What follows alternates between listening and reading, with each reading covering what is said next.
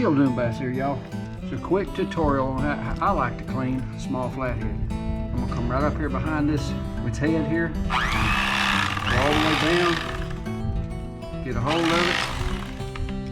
And I'll tell you how, some of you are gonna say I waste meat, but I'll show you how I don't waste meat when I get done with this. Keep it right along that backbone, go through the ribs.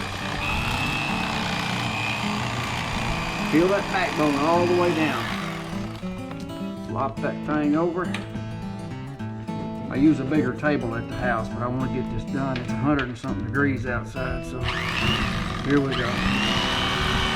Angle this knife, not straight like this, but have it up a little, pressing down, and have your hand beyond the table or whatever you do it on. You can't be up here because you can't get low enough.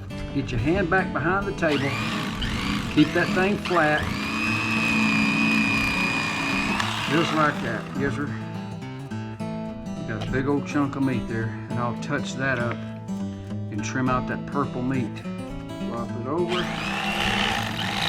the same thing over here. Go through the ribs, cut them out later. Get along that backbone, feel it all the way down through here.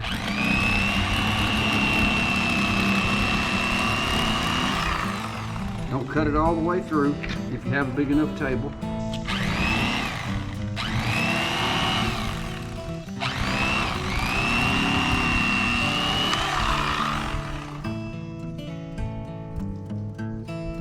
Sometimes it'll leave a little. You're just gonna cut that off, get a little bit of the purple meat. Cut the ribs out. You can feel them ribs to cut them out. Now, I'm gonna come in here like this. I'm gonna cut that tail off. I like to come through here. Get a grip. Cut that fin off. Now you can see here, I'm gonna come through this backbone. Okay, check this out. Cut that waist out.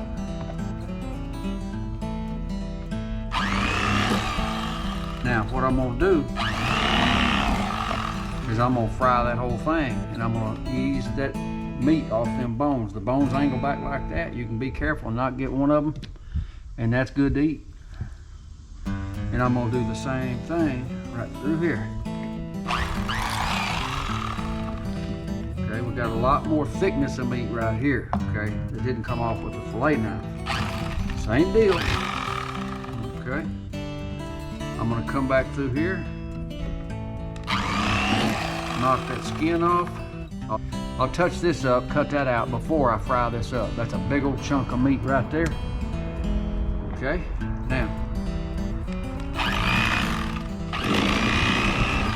that little chunk right there that you couldn't get with the fillet knife when you filleted it out, I'm gonna fry it up too.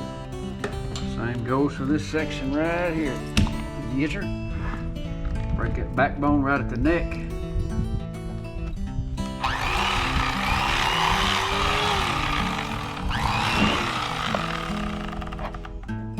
Do the same thing.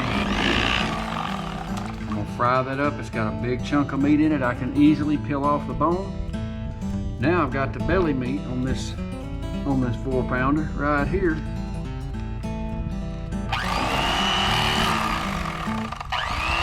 I'm gonna get that. I'm gonna fry that up. Same thing with that.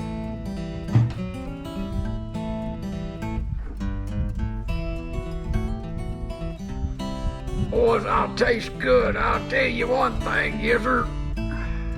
I couldn't help it, boys. I just couldn't help myself. I'm gonna get this skin started where I can get a hold of it. Come over here like this. I'm gonna get my fingernails, the little ones I got. Pinch down on that skin and commence to fillet it off of that belly meat just like that, boys. Piece of cake. Ooh, get the net, boy, get the net. Get the net, it's a keeper, yes sir. Little bit of fin left there. We call that the hind end fin. I don't mind a little bit of that right there. That'll easy come off when I fillet it up. But boy, let me tell you something. That right there is delicious, I'll guarantee you. Yes, sir. Well, as easy it's peeling off. I don't even need to use the knife on that little piece. Perfect. Ooh, get the net right there, boys. I'm getting hungry, let me tell you. Getting hungry.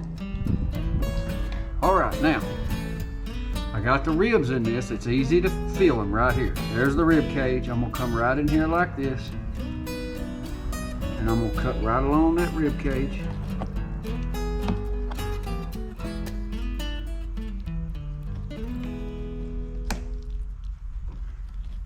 Now, when you get a fillet off, there's two places you want to always check. Up here at the shoulder for a bone, and right there, and there's one right there. Right, even when I do bass, brim, anything, the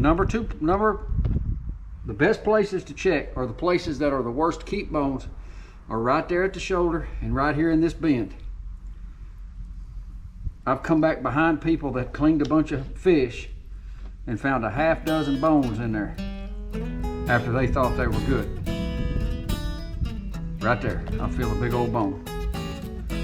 And I'd rather lose a little bit of meat than choke one of the kids or somebody. There it is. That's easy to hide in there. You got to feel for it.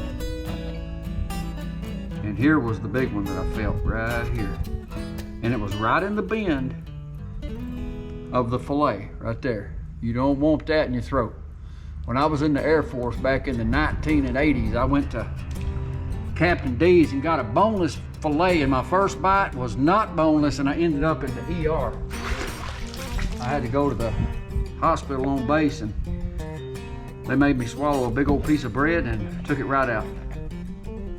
So, there's a fillet, no bones in it. It's ready to eat right there. You got, well, always come back and double check.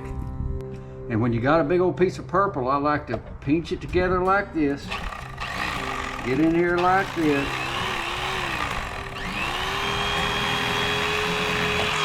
And do that. That's blood-soaked meat, and that's what gives catfish that bad, wild taste. Get rid of that purple meat. You can have a little bit, but get rid of the majority of it. That piece is ready to go right there. These ribs right here, I'm frying it up with the bones in it. I'll fight the bones. I don't throw away that big chunk of meat. It's got some ribs in it, but I'm gonna cook it anyway. That's a backbone chunk of meat. I won't let the woman mess with the bones. She's only gonna get the boneless fillets, but I don't mind fighting a little bit of bone where I don't waste a bunch of this delicious flathead catfish, because that's exactly what it is. Delicious.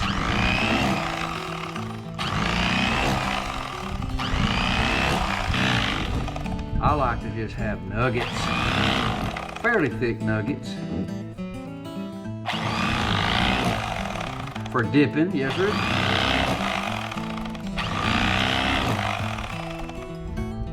Oh my goodness, I cannot wait to cook that up, yes sir, cannot wait. Do the same thing with this fillet I did with that other one. Nuggetize it, boys. I'm nuggetizing it, yes sir. That's a lot of nuggets right there from a 4-pounder, I'll guarantee you. Ain't no waste here. Only thing I could have ate besides all this was the eyeballs, pretty much, yes sir.